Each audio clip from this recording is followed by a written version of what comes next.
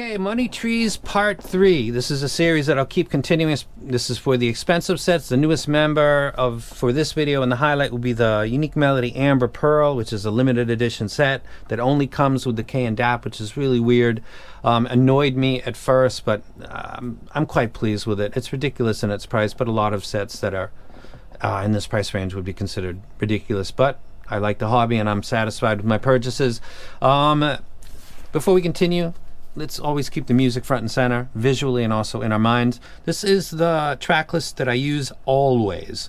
Autism in full effect right here.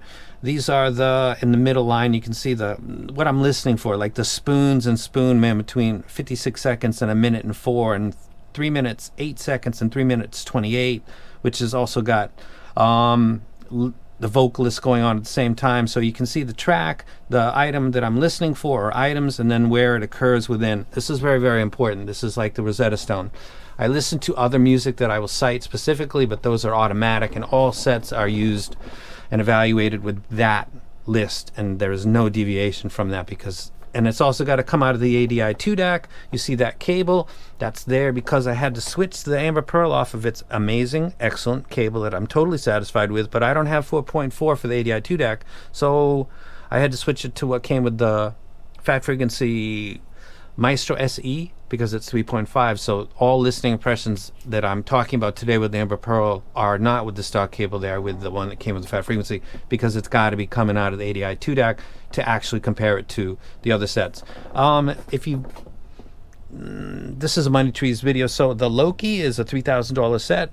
On 11/11 I'll do a video, and that's going to go out on 11/11 because it's a big day in this hobby, and that's a $3,000 set, and it's brand new in box. It was reviewed, measured, and really not much else than that, so you could flip it for a couple grand probably, or keep it and have a Money Tree set that you might not otherwise ever be able to afford in your entire life. I pick subscribers who make a comment below this video, and then I select from them with a random wheel thing that you guys have seen before, and then I contact them.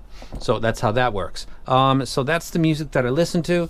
I'm gonna go ahead and throw up a spider graph really quick, but I'm not gonna linger on it because I don't want to take too much time, so let me put it up.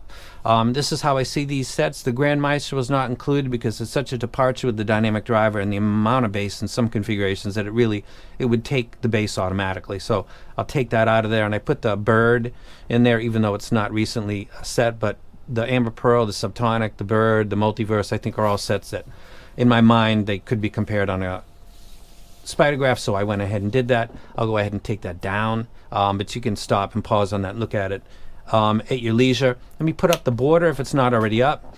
You can see number 1 hasn't changed. It's still the Grand Maestro for this year, and really overall on my top 10 list. It does all of my library. It does stuff like Big Boy Kill Jill, which is right here. Does the drops. You can see I'm using my music again. I finally re-tagged this. Does this like an absolute champ, and it can do something like Alice in Chains, or really everything in my library in its different configurations, and it does it well. Number 2 would be the Subtonic Storm, which is number 2 on my overall list as well. An amazing piece of kit. Resolution is fantastic on it. The bass is balanced armature, but they did something called slam, where I believe what they said they did is they took like the low frequency BAs and split them open, because there's really 2 chambers and then with single nozzle, and they independently crossed over each one, and it's placebo, it's real, but it sounds like the bass is better than any other BA set that I've ever heard. I'm a huge fan of the company and what they do. I'm looking forward to the next set. Number 3 would be the one that's right here, the Amber Pearl. It is excellent with reggae, even though I didn't put it down on the below. I should have, but I was listening to Bob Marley after I already created that for a second time and came to the conclusion it actually does it quite good. Its mids are amazing. It's really good with vocals. It plays back stuff like Shoot to Thrill. It does the bass guitar. It also does the vocals. It does other stuff. It does. I was listening to the Rooster, Alice in Chains Rooster, the MTV. I might put that up. It's an acoustic, really like sit down jam. It just sounded bonkers on the Amber Pearl. It just really does really good with that.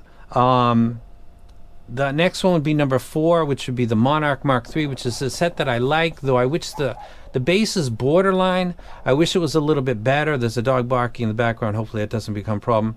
I love dogs, so we'll just keep fighting through it. The bass is the best out of the 3 Monarchs, but it's really kind of still just enough for me. It does all of my library, it does it well, the res is good, the bass is really just enough. Number 5 would be the Unique Melody Multiverse, which I'm a big fan of, but it does get intense and fatiguing over a period of time, and it lacks a little bit of note weight that the Amber Pearl does have. The difference between the Amber Pearl and the Multiverse clearly is the note weight, and also the quality of the treble of the Amber Pearl I think is superior to the Multiverse. As we get down to the bottom, for genres, this is really scattershot, but for hip hop I would go with the Grand Maestro. I would go with the Monarch Mark III. With rock, I could put the Subtonic in there actually. With rock, I would go with the Subtonic, I would go with the Fat Frequency, and I would go with the Thea Audio. With reggae, I would go with the Thea again, the Fat Frequency, and I could put the Storm in there definitely because I was listening to the Storm again. And I would also put the Amber Pearl in for Bob Marley. So that's a big part of reggae for me.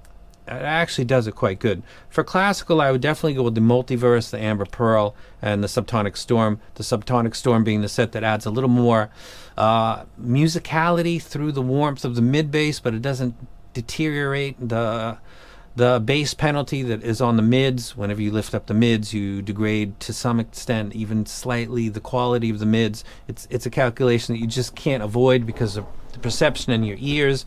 Lift up the bass, it's stealing your focus. So Subtonic Storm is right on the line there, but it pretty much nails it, so it would do well with classical in my opinion.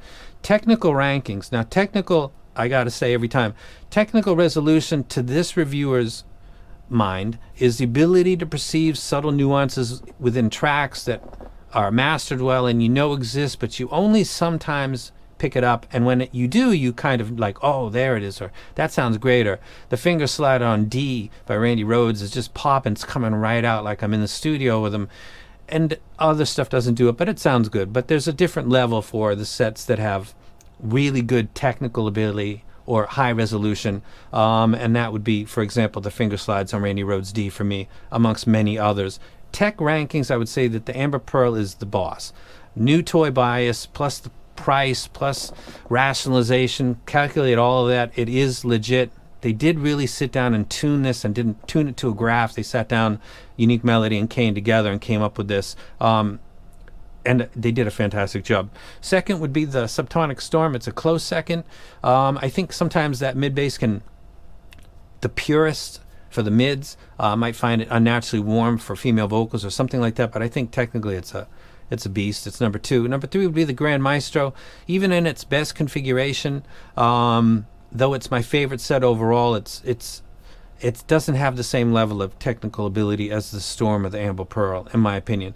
After that would be the Multiverse. It's a very intense set, but with that intensity comes the ability to kind of perceive everything. It becomes overwhelming after a period of time. And then at the end of the list would be the Thea Audio Monarch Mark III, which is their latest release. That is pretty much the Money Trees Part 3. The full review for the Amber Pearl will be coming up. There's some reasons that I thought about not doing it. There's only 99 of them available. They cost $8,000, and you've got to buy it as a package with the K and DAP, and the total price for that is $13,000. I did it, and I'm totally satisfied. The first time I ever lost sleep in this hobby was the night before the Amber Pearl arrived, and I just thought maybe they went total crazy with this tuning, like for some reason, because it's so expensive. They're trying to do something new, and I'm gonna hate it immediately, and then I'm stuck. So that was the first time in this hobby ever that I really was like thinking before I fell asleep, and not falling asleep quickly because of that. You know what I'm saying? If you bought a $500 set and that's a lot of money to you, and you don't know what it sounds like, and you can't find a graph of it, and you're sitting there stressing, that's everybody feels that. Depends on what price range is intense. $8,000 for IEMs, and I was like, oh please God, and it turned out fantastic. They did a great job, so I'm so stoked. So that's Money Trees Part 3. I got some other sets coming up. I'm gonna do the The Soulless 2 by Moondrop, and there's some other big money sets coming up, so I might do a quick Money Trees Part 4 actually coming up in maybe about a month, because October, November, December is super active in this hobby because a lot of stuff comes from the East, and Chinese New Year and 11/11 holidays, and there's just a lot of stuff going on. Stuff from Dunu, stuff from Affle, Thea Audio I think has got some stuff coming up as well. There's so many that I can't even keep track of all of them. Soft Ears has a tribrid, and if that dynamic driver that's in the window is actually functioning, I don't care what they charge for it, I'll buy it. So that hopefully is awesome. So that's Money Trees. I'll go ahead and let you guys go. Comment below again for the Loki. The Amber Pearl is a total beast. Was super scared about whether or not that was going to be the case, but I'm satisfied. Recommending a set like that with its limited ability to be purchased and you have to buy it with a DAP makes it a tough wreck, but this is really just about what I think are the best earphones, and with that being the criteria, the Amber Pearl has to go up there. And then if you choose to try to go get it, that's your huge journey and process and investment, but that's your thing, not mine. And that's it. I'm out. You guys have a good one. Let me shut this down.